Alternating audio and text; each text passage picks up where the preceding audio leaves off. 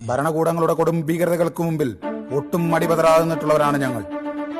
രക്തസാക്ഷികളുടെ ചോരയിലും ധീരതയിലും പടുത്തുയർത്തിയ ഒരു പാർട്ടിയുടെ യുവരക്തമായി ഞാൻ പ്രാണൻ വെടിഞ്ഞും പാർട്ടി രഹസ്യങ്ങൾ ചോരാതെ നോക്കും.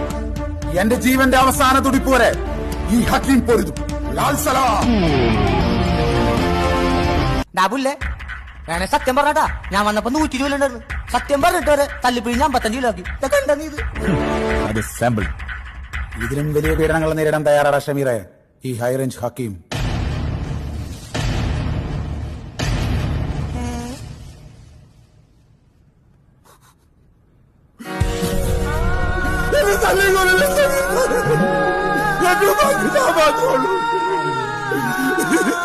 ഞാനെന്ത് സത്യമാണെന്ന് വിളിച്ചത് ഷമീർ സാർ?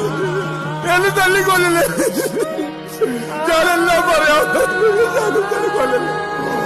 ഷമീർ സാറ് എന്നെ കൊല്ലല്ലേ?